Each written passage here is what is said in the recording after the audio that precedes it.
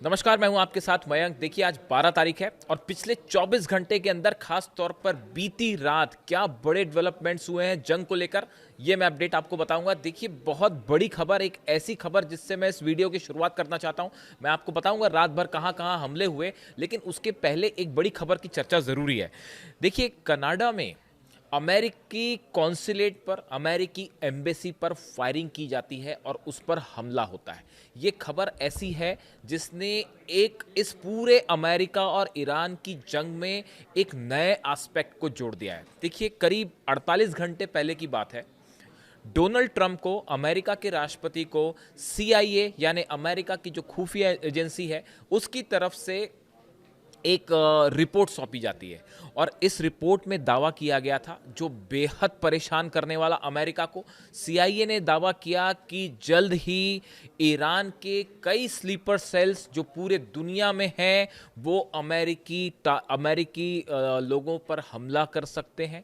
अमेरिकी जो बिल्डिंग्स हैं, चाहे वो एम्बेसी हो, कॉन्सुलेट हो, या फिर अलग अलग जो बैंक्स हैं, उनको निशाना बनाया जा सकता है। और इसी तरह इजराइल से जुड़े जो एसेट्स हैं विदेशों में, उन पर भी हमले हो सकते हैं। यानी सीआईए ने यह अंदेशा जताया कि आने वाले कुछ दिनों में पूरी दुनिया भर में अमेरिकन को निशाना बनाया जा सकता है, चाहे वो यूरोप हो, चाहे कनाडा हो, अमेरिका हो, या दुनिया के किसी भी हिस्से में, ऑस्ट्रेलिया ही क्यों ना हो। ये एक ऐसी खबर थी जिसने पूरे अमेरिकन एडमिनिस्ट्रेशन को, ट्रंप एडमिनिस्ट्रेशन को हिला कर रख दिया। देखिए, हमने पहले भी देखा कई बार कि कई हमले हो चुके हैं, ना सिर्फ अमेरिका में, जिस तरह से ऑस्ट्रेलिया में हमले हुए थे जूइश कम्युनिटी पर, बिल्कुल इसी अंदाज में आगे भी हमले हो सकते हैं, ऐसा सीआईए की तरफ से कहा गया। इस रिपोर्ट आने के ठीक 24 घंटे बाद कनाडा में एक जो काउंसलेट है अमेरिका का, इसके बाहर दो लोग आते हैं, उनके हाथ में गन थी, उन्होंने आके अंधाधुंध गोलियां चलाई, लेकिन गोली किसी को लगी नहीं। जो लोग अंदर मौजूद थे उस समय, कई लोग अमेरिकन जो एम्प्लॉयज़ थे, अमेरिकन एम्प्लॉयज़ उस बिल्डिंग के अंदर थे। ये फायरिंग होती है और उसके बाद वो वहाँ से फरार हो जाते हैं। देखिए, इस घटना ने अब सीआईए के इस अंदेशे को और पुख्ता कर दिया है, मजबूत कर दिया है। सीआईए का ऐसा कहना है कि जिस तरह से ईरान के सुप्रीम लीडर को निशाना बनाया गया, उसके बाद पूरे देश, पूरी दुनिया में इसके खिलाफ ज़बरदस्त गुस्सा देखा जा रहा है, ख़ास तौर पर शिया कम्युनिटी से जुड़े लोगों पर।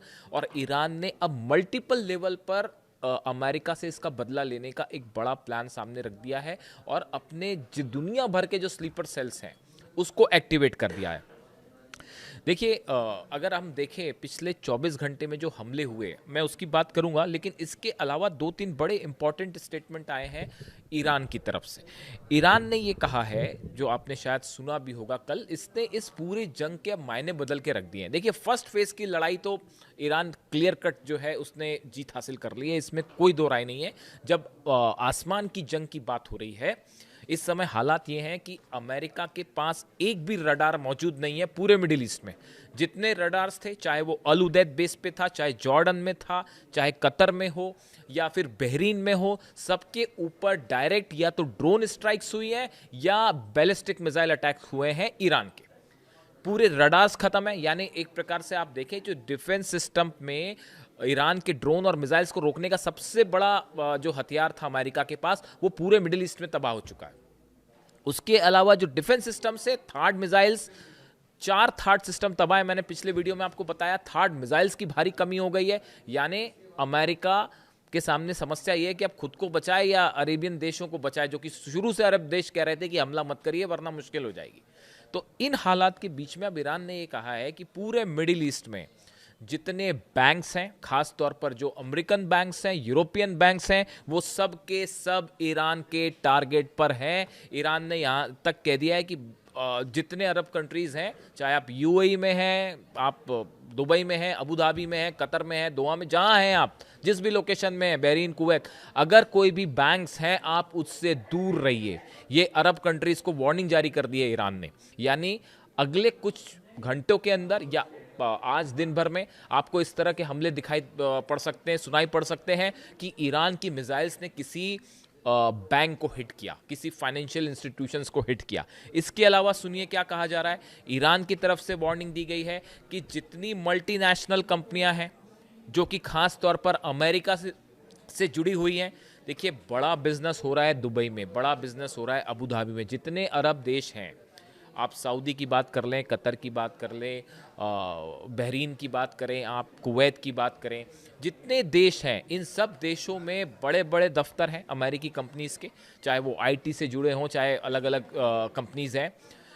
ये सब के सब अब ईरान के निशाने पे हैं और ईरान का कहना है ये जितनी अमेरिकन मल्टीनेशनल फर्म्स हैं हम सब पर हमला करेंगे। यानी आप देखिए, बैंक पर हमले की चेतावनी दी गई है, मल्टीनेशनल कंपनीज पर हमले की चेतावनी दी गई है। यहाँ से ये पूरी जंग अब एक दूसरे लेवल पर एंटर कर रही है, दूसरे लेवल पर चली जा रही है। पहले तो हमले थे, आसमानी जंग हो रही थी, वो आपने देखा इजराइल का क्या हाल है। इजराइल में ऐसे भयानक हमले हुए हैं कि मतलब इतनी बड़ी तबाही है कि जिसकी तस्वीरें बाहर आएंगी। अभी तस्वीरें आपको पता ही है कि इजराइल से बाहर नहीं आती हैं, बैन कर रखा है तस्वीरें बाहर लाने पे। बताया ये जा रहा है कि ईरान अपनी जो खुर्रम शहर 4 मिसाइल्स फायर कर रहा है, उसमें 1000 किलो से ज़्यादा के वॉरहेड्स लगे हुए हैं। बीती रात फिर एक बार इजराइल पर बड़े हमले हुए हैं, खास तौर पर तेल अवीव पे, अशदोद पे, हाइफा पे। ये वो शहर हैं, 3 जगह जहां पे सबसे ज्यादा, और बीरशेबा, ये 4 जगह हैं जहां सबसे ज्यादा मिसाइल्स गिरे हैं। और बताया जाता है कि करीब 3000 के आसपास बिल्डिंग्स ऐसी हैं इजराइल में जिनको नुकसान पहुंचा है। अब आप सोचिए कि किस लेवल की कैजुअलिटी वहां पर हो सकती है और कितने लोग घायल हो सकते हैं।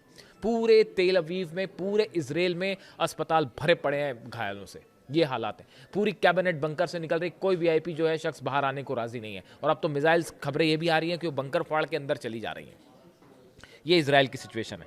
अब देखिए, ये जो नए डेवलपमेंट्स हैं, बैंक पर हमले और अगर मल्टीनेशनल फर्म्स पे हमले होते हैं, ये एक इकोनॉमिक वॉर की शुरुआत करेगा।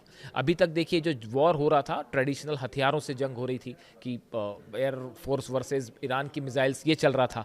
उसमें ईरान ने 12 दिन होते होते जीत हासिल कर ली है, इसमें अब कोई शक नहीं है, ऐसा एक्सपर्ट मान के चल रहे हैं। डोनाल्ड ट्रंप के जितने प्लान थे वो फेल हो चुके हैं। सत्ता चेंज करना वो पूरी तरह से फेल हो चुका है। चाह रहे थे कि नया सुप्रीम लीडर उनके मन मुताबिक हो, पूरी तरह से फेल हो चुका है। सोच रहे थे ईरान सरेंडर करेगा, दूर दूर तक कोई सवाल नहीं है। सरेंडर करना तो छोड़ने की बात है। यहाँ तो 12 देश में दनादन मिसाइल्स बज रही हैं और कोई कुछ नहीं कर पा रहा। वो बोलते जा रहे हैं, रिक्वेस्ट करते जा रहे हैं, और फिर कल दुबई पे एयरपोर्ट पर हमला हुआ। आपने देखा कतर में किस तरह से हमले हुए, दोहा में कैसी भयानक स्ट्राइक्स हुई हैं कल, और धमाकों की आवाज़ें सुनाई गई। यानी अरब देशों पर भी लगातार हमले जारी हैं। जो ईरान ने पहले कहा था, ये बात जो अब्बास अराक्ची साहब की तरफ से बयान आया था कि इस दिन के लिए ईरान पहले से तैयार था। इस दिन के लिए ईरान ने पहले से तैयारी कर रखी थी कि अगर सुप्रीम लीडर पर निशाना होता है या बड़े हमले होते हैं तो कैसे काम किया जाएगा। वो सारे के सारे 21 यूनिट्स में, मैं पहले भी बता चुका हूं कि कमांडर्स जो हैं 21 यूनिट में बटे हुए हैं, सबके पास मिसाइल्स हैं, सबके पास ड्रोन है, और वो अपना फायर कर रहे हैं। अब आप उनके बीच में कोई कम्युनिकेशन ही नहीं है। कम्युनिकेशन इसलिए नहीं है क्योंकि कम्युनिकेशन करेंगे तो लोकेशन ट्रैप होगी और उन पर हमले हो जाएंगे, इसलिए आपस में कोई कम्युनिकेशन ही नहीं है। अब सबको कहा गया है कि जब तक आपके पास हथियार है आप फायर करते रहिए, यानी जंग रुकने का कोई संभावना ही नहीं है। और इस बीच डोनाल्ड ट्रंप को लेकर अली लारीजानी साहब की तरफ से कल जो बयान आया है, उसमें उन्होंने कहा, सिक्योरिटी काउंसिल के जो सचिव हैं, उन्होंने कहा कहीं डोनाल्ड ट्रंप ही अब निशाने पर ना आ जाए। जिस तरह से जो नए सुप्रीम लीडर हैं मुश्तबा, उनको लेकर जिस तरह से थ्रेट्स आ रही थी अमेरिका से, उसका जवाब दिया है अली लारीजानी ने, और ये कहा है कि कहीं डोनाल्ड ट्रंप ही निशाने पर ना आ जाए। यानी एक प्रकार से सीधा डोनाल्ड ट्रंप को जो है वो धमकी दी गई है। अब देखिए, ये बात हुई डोनाल्ड ट्रंप की और ईरान की। अब इस बीच में ये जितनी सीज फायर की कोशिशें थी, सीज फायर की कोशिश हर लेवल पर हुई। 12 अरब देशों ने ईरान से बात करने की कोशिश की कि बस करिए, अब और मिसाइल मत मारिए। ईरान ने ब्लंटली मना कर दिया, हम आपसे इस मुद्दे पर कोई बात नहीं करेंगे, हमारी आपके नागरिकों से कोई दुश्मनी नहीं है, लेकिन आपने जो बेसिस, आपके यहाँ से फ्लाइट्स कहाँ से टेक ऑफ किए हैं अमेरिका के जेट्स, वो सब जानते हैं। अल उदैद बेस पर कितने अमेरिकन फाइटर जेट्स खड़े हुए थे, सऊदी में कितने खड़े हुए थे, बहरीन में अमेरिकन नेवी क्या कर रही थी, जॉर्डन में जो है वो F-35 और F-15 जेट्स क्या कर रहे थे, कुवैत में जो है वो किस तरह से हथियार लैंड हो रहे थे, ये सब चीज़ों की एक एक जानकारी ईरान के पास है। और ईरान ने कहा कि इन सब की वजह से ही हमारे सुप्रीम लीडर पर हमला हुआ है और अब ये जंग नहीं रुकेगी और बदला पूरा लिया जाएगा। तो वे अरब देशों पर हमले की बात है। सीज फायर वाली बात अरब देशों की ठुकरा दी गई। ट्रंप ने बात की, पुतिन से कहा गया है कि पुतिन से रिक्वेस्ट की गई कि आप किसी तरह से ईरान को रुकवा दीजिए। बताया जाता है कि उसके लिए भी पुतिन के बात करने के बाद भी ईरान तैयार नहीं है सीज फायर को, यानी सीज फायर वाली जो कोशिश है वो सिरे से खारिज कर दी गई है। इसके अलावा देखिए हॉर्मूज की जो बात है, हॉर्मूज के नए डेवलपमेंट, कल आपने देखा थाईलैंड का जहाज जिस तरह से उड़ा दिया गया। इसके अलावा कई और जहाज हैं जिनमें आग लगा दी गई है, इस तरह की खबरें आ रही हैं। सैकड़ों जहाज हॉर्मूज में मौजूद हैं। अमेरिका की तरफ से कह दिया गया है कि हम इन जहाज़ों को सिक्योरिटी नहीं दे सकते। वहाँ पे वो जो 30 किलोमीटर का स्ट्रेच है, 35 किलोमीटर का स्ट्रेट ऑफ हॉर्मूज, वहाँ पे किसी भी जहाज़ को एस्कॉर्ट करना संभव ही नहीं है। अगर आप वहाँ पे कोई किसी तरह के भी एस्कॉर्ट करने के लिए जहाज़ पहुँचते हैं, वो सीधा ईरान की मिसाइलों के निशाने पर आ जाएंगे और इस सूरत में उन्हें बचाना मुश्किल हो जाएगा। यानी कोई हिम्मत नहीं कर पा रहा है कि वहाँ पे अब आगे क्या किया जाए। हॉर्मूज में वही होगा जो ईरान चाहेगा। पूरे दुनिया का ऑयल, गैस सब रुक सकता है, रुक ही गया है, रुक क्या सकता है। और आने वाले समय में अगर ये कंटिन्यू रही स्थिति तो इसका अंजाम क्या हो सकता है वो आप सोच के देखिए। थाईलैंड के जहाज़ पर जिस तरह से हमला हुआ, मिसाइल्स आके गिरी, आग लगी, कुछ यात्री उसमें गायब हैं, कुछ लोगों को जो क्रू मेंबर्स थे कुछ गायब हैं, कुछ को ओमान ने बचाया है। ये शायद बिना परमिशन के पहुंच गया था वहाँ पे और ईरान ने उस पर हमला कर दिया। यही डर सता रहा है सारे जहाज़ों को जो लाइन लगा के खड़े हैं, जिसमें पता नहीं कितने अरबों डॉलर का जो है वो क्रूड ऑयल है, लेकिन कोई वहाँ से गुजरने की हिम्मत नहीं कर रहा। फारस में ईरान को कोई चैलेंज नहीं कर सकता। वो मतलब ऐसा है कि शेर की गुफा में जाके आप शेर से लड़ाई करें और उसमें जीतना मुश्किल है। जितनी हॉर्मूज में, फारस की खाड़ी में, ख़ास तौर पर हॉर्मूज में समंदर के अंदर माइंस बिछा दी गई है, यानी ऊपर जहाज आएगा कहाँ माइन बिछी है कोई नहीं जानता और वो तबाही की कगार पे।